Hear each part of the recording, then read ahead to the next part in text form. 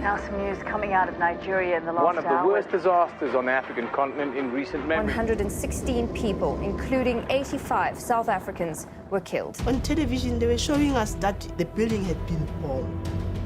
And they were showing us this aircraft. We would give family cash. Basically, we were silencing them. The families were lied to. The aeroplane story is just pure lie. In Jesus' name! The building collapse is a good example of everyday life under TB Joshua. It's just a series of cover-ups.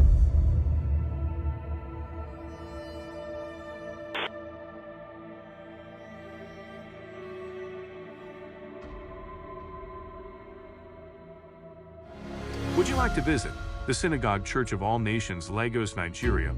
These foreign visitors would come from all across the world.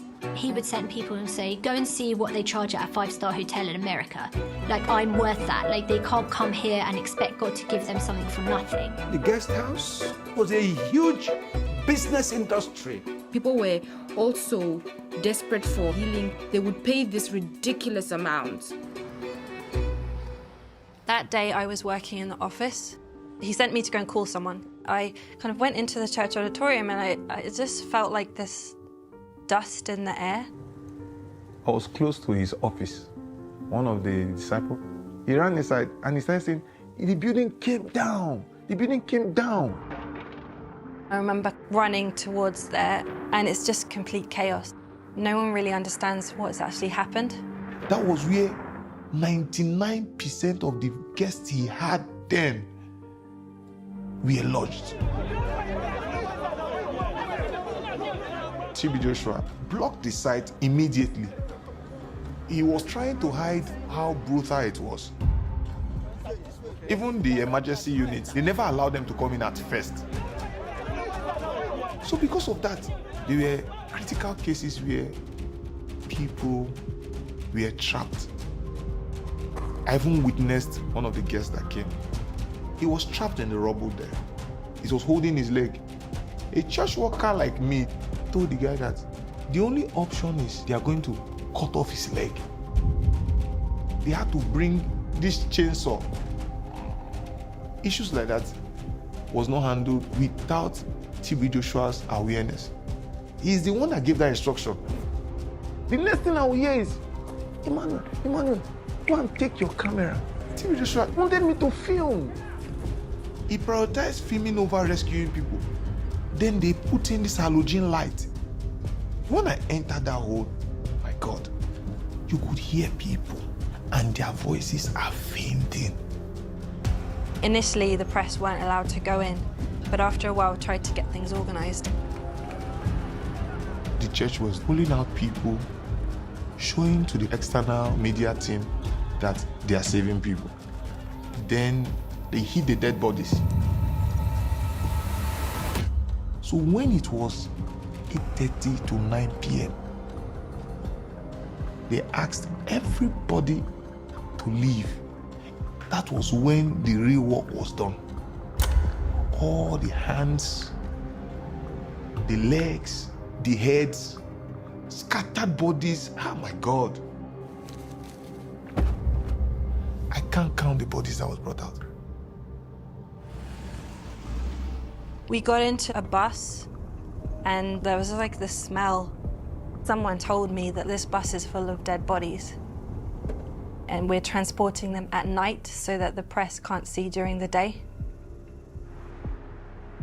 The whole system was just to protect the image of the church and TB Joshua. He watched those tapes and I can tell you, I never saw an atom of compassion. He could see a man die and never feel it. Emmanuel TV, God with us. It was Sunday afternoon. TB Joshua came, it was a life service.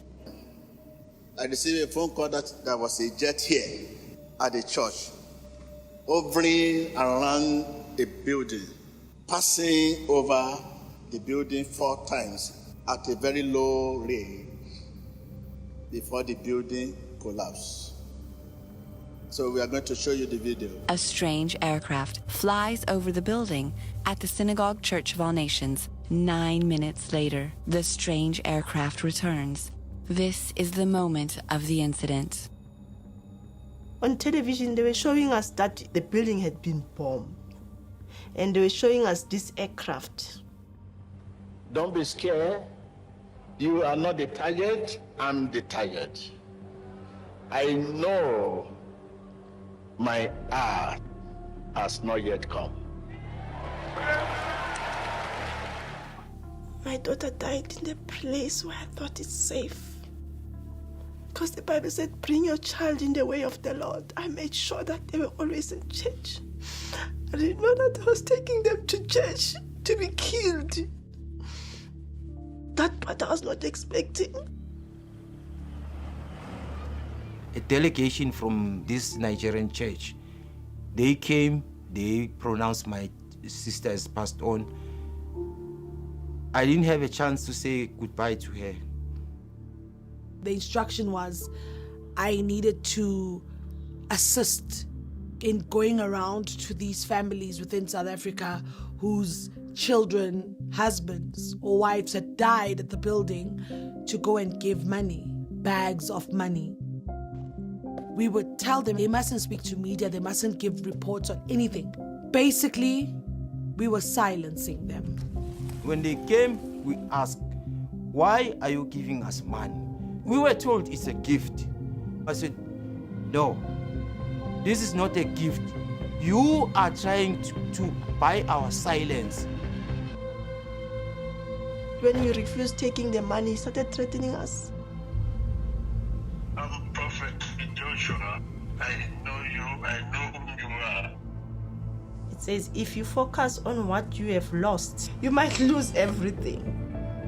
Now he's threatening me that my whole family will go down, the same way my daughter went down. You start asking questions. What are you hiding?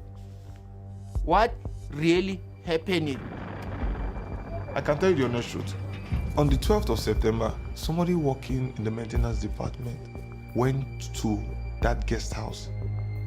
As he was there, he realized that that building was unstable. It was shaky. They told us then that, don't say what you know. He knew that there was something wrong with the building, but they were managing it. There was no plane that dropped bombs. It was structural failure. Families suffered a huge injustice because it came out later that actually floors were added without permission, so it was obviously a structural error. It's difficult for me to put my hands on the number of people that lost their lives. He has a lot of blood in his hands.